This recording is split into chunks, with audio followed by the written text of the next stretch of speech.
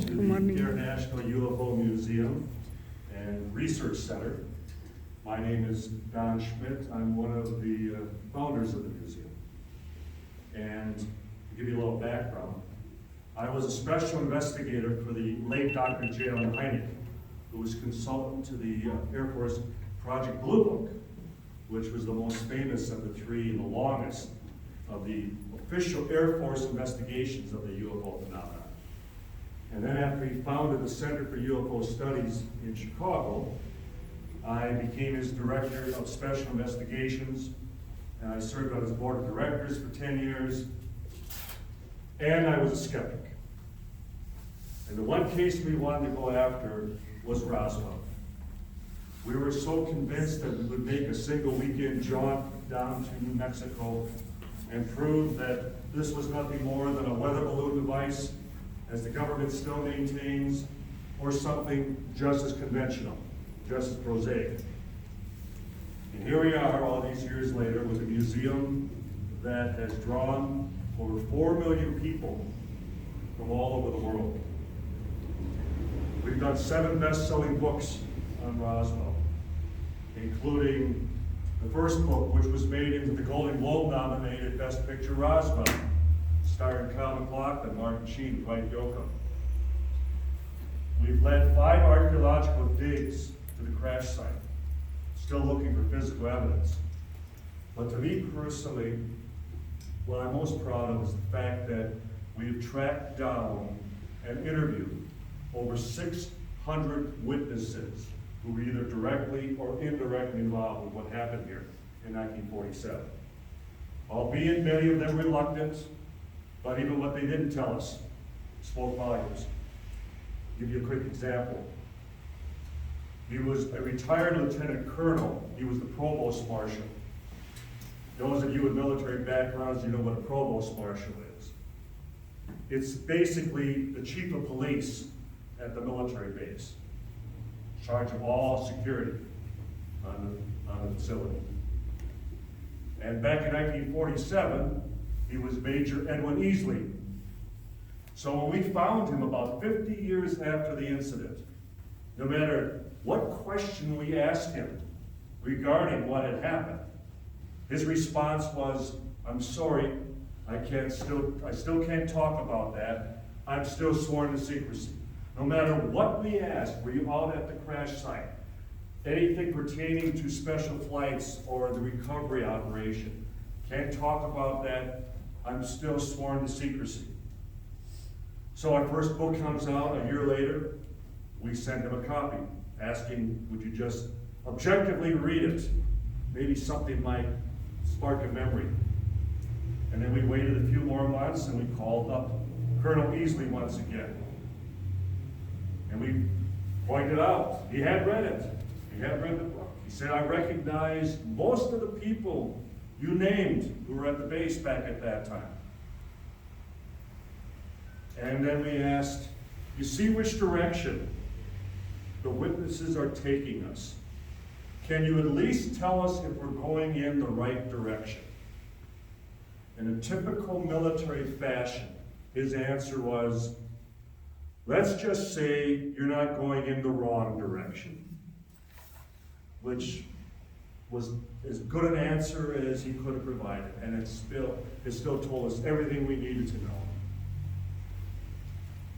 Give you a little background of the history of New Mexico at that time. Whenever I lecture on college campuses, and especially when the faculty are present, I'll ask, where was the first atomic bomb detonated? You'd be surprised how many of the learned faculty will, of course, Japan. How about 2 hours west of here? And not only did you have that first test of significance in 1945, but then 2 years later, you still had ongoing atomic research at Los Alamos. You had all the testing of the captured German V-2 rockets at White Sands, just south of Trinity site. And here in Roswell, just south of town, you had the Roswell Army Airfield, which was the headquarters of the 509th Bomb Wing, the first atomic bomb squadron in the world. They were the elite, the best in the entire U.S. military at that time. They selected the best officers, pilots, crew, doctors, nurses. If you swept a broom back on that base back in 1947, it was because you were the best sweeper in the whole U.S. military, because you all had a top security clearance concerning the atomic bomb. I mentioned Project Blue Book with Dr. Heine. According to Project Blue Book, there were more UFO sightings in New Mexico at that time than anywhere else in the world. It was as though someone else was very interested in our military potential at that time. And what better place? So, late evening of July 2nd, severe lightning storm in the high desert of Lincoln County, about 75 miles northwest of here. Ranchers described that between the thunderclaps, they heard what sounded like an explosion. Next morning, a ranch foreman by the name of W.W. Brazel discovers a huge debris field of the strangest wreckage, nothing he's ever seen before. And they're no strangers to gathering up weather balloon devices, even parts from downed aircraft, even with all the rocket testing. They were totally familiar with such materials, such wreckage. This was something different. He's unable to identify it. None of the neighbors, the nearest town of Corona, no one has ever seen anything like this before. A state police officer by the name of Robert Scroggins strongly encouraged him to take it into Roswell. The officials in Roswell, they need to see this right away. So a few days later, he makes the long trek. He brings in a couple of boxes of the wreckage. But he doesn't go to the base. He doesn't go to the military. He goes to the courthouse. He goes to the sheriff, George Wilcox. Well, the sheriff is just as amazed. Where did you get this? What is this stuff? His deputies, have the same reaction. So it's Sheriff Wilcox who calls up the base. And who should he get on the phone but the very head of intelligence, the #1 intelligence officer in the U.S. military at that time, Major Jesse Marcel. Marcel checks it out at the courthouse. It's important enough that he goes back to the base and he immediately alerts the base commander, because they haven't had any reports of anything that's crashed, nothing that's been tested that's missing. No one's out looking for anything. It's a 4th of July weekend. Most personnel are home on leave. What is this stuff? Where did it come from? So Blanchard, the commander, dispatches Marcel and a counterintelligence officer by the name of Captain Sheridan Cabot in the event it's something foreign, that Cabot would recognize a foreign device. They follow Brazel back to the ranch. They arrive after dusk, so it's not till the very next morning that they first get to the site. And Marcel's immediate reaction was, my God, there is so much wreckage. What could this possibly be? And then, by the way, it's fanned for almost a mile, as I had mentioned. They immediately contended it was a mid-air explosion. It didn't crash, it didn't impact, it exploded at some altitude. Raining debris had covered an area of almost a mile. They filled up 2 vehicles. They made their way back to Roswell to report to headquarters. They arrived well after midnight, and the next day, at noon, Mountain Standard Time, they put out that now famous press release announcing that they had actually captured a flying saucer. It was the first time that a branch of the military actually announced the capture. We've got one. We got a flying saucer. 5 hours later, going up the chain of command, they explained it all away. Colonel Blanchard's boss, Brigadier General Roger Ramey of the 8th Air Force, called a press conference, not here in Roswell, but at his headquarters in Fort Worth, Texas, right in his office. But I want Marcel here. I want Major Marcel also to be part of this press conference because he's going to positively identify that it's the wreckage from Roswell. Well, little did Marcel know, because he arrives, he goes immediately to General Ramey's office, and Ramey says, I want to see where this happened. So they go to a map room, and Marcel leaves a box of the real material on the general's desk.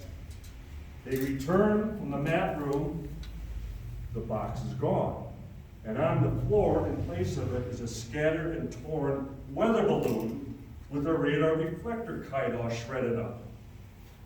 Neoprene rubber, reflective foil, wooden sticks, string, and tape. Off-the-shelf material a 5-year-old child would have recognized. But the general was just about to claim that the people in charge of the atomic bomb misidentified a weather balloon and claimed it was a flying saucer. Meanwhile, at the ranch, 50 to 60 troops will spend the next 3 days gathering up every last shard of material. The balloon explanation is accepted by the press. The public breathe a sigh of relief. We're not being invaded. They're not from outer space. It's just a balloon. The cleanup continues. But what are they cleaning up? What type of material? Paper thin, weightless in your hands, metal-like material, nearly indestructible. You couldn't cut it, you couldn't burn it, even a bullet wouldn't penetrate it. Engineers at the base talked about having a sheet about 4 foot in length, and they took a 16-pound sledgehammer. Next time you're at a Home Depot, pick up a 16-pound sledge. It'll go through your car like tissue paper. And yet this, as often as they pounded on it over and over again, the sledge would just bounce right off. Not even a scratch. I-beam sections of the same material, about the width of your pinky, with strange symbols that ran the length of each piece. Never decoded. Silken strands of material like microfilament fishing line that you could hold a light up to one end and the light would emit out the opposing end.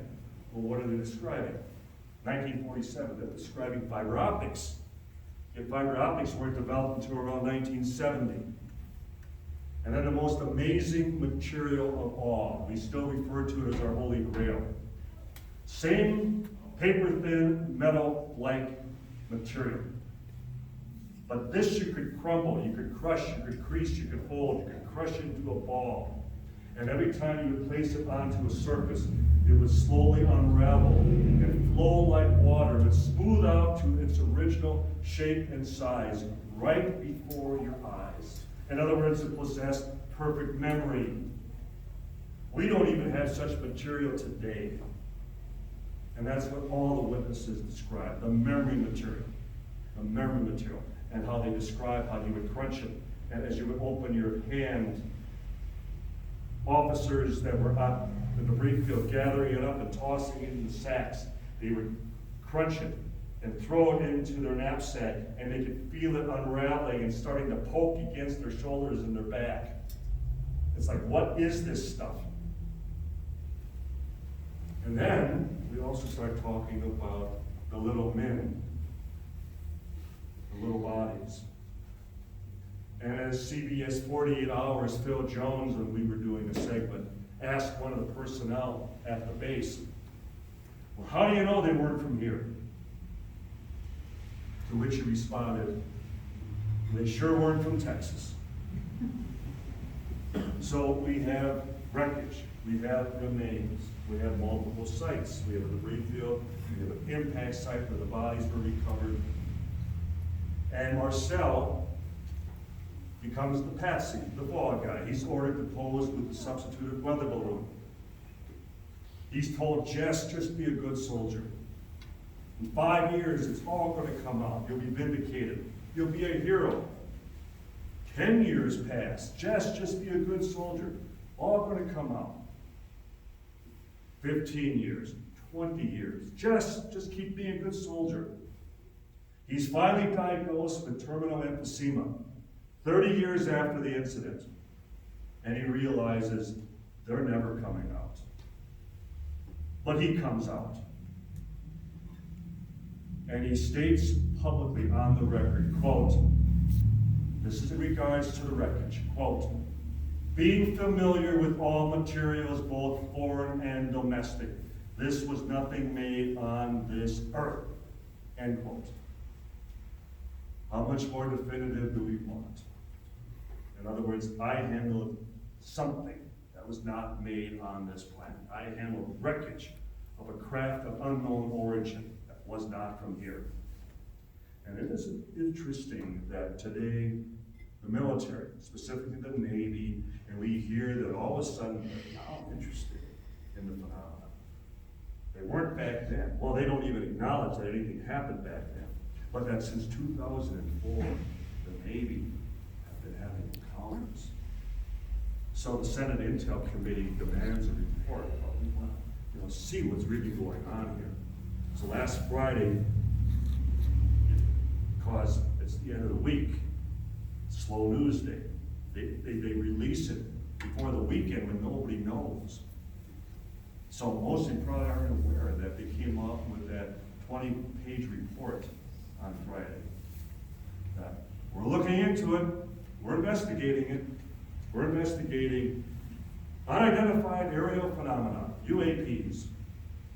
And they may be Russian, they may be Chinese, they may be other. They came up with a new term for UFO, other. So they didn't throw out the notion that maybe we're dealing with extraterrestrials. And then there was a classified report, 78 pages, that went to Congress. And they caught a number of congressmen that came out from the meeting, from the briefing. And two of them went, why haven't we been told this before? So they made it sound like it was pretty serious. But again, they totally denied anything happening in the 40s, 50s, 60s, 70s, 80s, 90s. There was no UFO phenomenon. We all know better. Because Roswell and then Wave of 47 was the beginning. They weren't a threat back then, but they're now a threat. So you see again the old shell game that the Pentagon, the government continues. And I'm sure I'll get a full raising of everyone's hands when I say, of course we believe everything the government tells us. I mean, every time they tell us anything, it's accepted as gospel. Well, the same can be said about this subject. Because they've been covering this up and they've been deceiving the world about this since 1947. And they laugh about it, they joke about it. I still have my contacts at the Pentagon. They think it's great that the people just jump whenever they snap their fingers. Because after all, it's all national security. Everything's under the cloak of national security. You're not told the truth because it's national security. Pilots are told you didn't see anything because it's national security. This report this last Friday, it's national security. Well, what was Roswell back in 1947? Oh, just a weather balloon. We're the government, you can trust us. That in itself should always tell you believe the opposite, and you're much closer to the truth. I could have, and I'll end on this, I could have former presidents Clinton, Jimmy Carter, late Senator Barry Goldwater of Arizona, late Congressman Stephen Schiff of New Mexico, former governor of New Mexico, Bill Richardson. They could all be standing here this morning and they all would lament the fact that they couldn't get the truth about Roswell. In fact, the last time that Bill Clinton was on the Jimmy Kimmel Show, this is all they talked about. And Clinton went on and on. I had 8 years in the Oval Office and I couldn't get the truth about Roswell. So there is still some truth. There's still a there. And the president's acknowledging that. Last year, just a little over a year ago, the annual Father's Day interview with Don Jr. and his father, President Trump. And the very last question. Now again, you didn't read this in the press, did you? It's because it's our business to keep track of this. The very last question that Don Jr. asked his dad was, "Dad, are you going to open up the Roswell files?" You think he was asking about files on a weather balloon? And then his father responded, "You know, I'm asked that question probably more than any other question. Roswell." And then the president said, "I know millions of people go there because they want to be where something important happens." So now it's an important weather balloon. And then his son asked again, "Dad, are you going to open the files?" And he said, "I really need to look into that." Whether he did or he didn't, but nonetheless, they still talked about it in the context that it is still something that secret, that big, that he's asked about that more than anything else. Now, the gift shop sent over all the books that I've either authored or co-authored, given I'm in town. I'm not from here. I go back, we have our office in Chicago, and I live a half hour northwest of Milwaukee. So I'm here for festival this weekend. And I typically get here 5 to 6 times a year. And because all the witnesses are now passed on, we don't have that level of racing with the Undertaker as we had for quite a few years. Because I guess even before retiring last evening, and I keep thinking every time I come to Roswell, it's a little more lonely because everybody's gone. I think of all those wonderful witnesses, all those military people that even long after this happened, they came back and retired here, as though they wanted to also be someplace where something important in their lives had happened. And so, in having talked to over 600 of these witnesses, many of them still lived in New Mexico. And so, we spent many a research trip tracking these people down. And proud of the fact that we were very successful in finding them, and especially in a time when we didn't have the internet where you type in somebody's name and you get their Facebook and their Twitter account and everything else you want. We had to actually track these people down. We had a witness who would say, "I think his last name was Benavides." Well, that's a start. But we still could find them because that was the process of investigation and research. And then it makes the level of accomplishment all the more profound when they do talk. When they open up and say, well, the first thing they typically ask is, "Who told you about me?" Or, "How did you find me? What do you want to know?" And more times than not, they'll slam the door in your face because they think you're the government just checking up on them whether they can keep their mouth shut or not. But I, for one, I personally thank you for coming to the museum. Because without you, we don't exist. But without you and your level of curiosity and just your own search for the truth, the fact that if you accept it, if any one of you just outright accepted what the government proclaims about this, I mean, how many people aware the government is a 4 official explanations on this? 4. I always joke that husbands try that with your wives. But it's the government, so if they come up with the 5th and the 6th, it's the government, it's what they do. But there is only one truth, and this museum does demonstrate that, it represents that. And it still allows you to be the judge. It's not trying to convince or convert as much as this is the information we have. And if we were to display every witness, their picture and their testimony, it would fill up 3 museums. So we give you as much as we feel necessary to at least whet your appetites. Get you to finally realize that, as I often will encourage young people when I lecture, as far as elementary classes, that go outside after dark and just wave up at the stars once in a while. Because you never know who might be waving back from somewhere else. So with that, I thank you. Enjoy yourselves at the museum. If you have any questions, I'll take them at the table. I have the books as I've mentioned. And once again, thanks for coming to the International UFO Museum and Research Center. Thank you.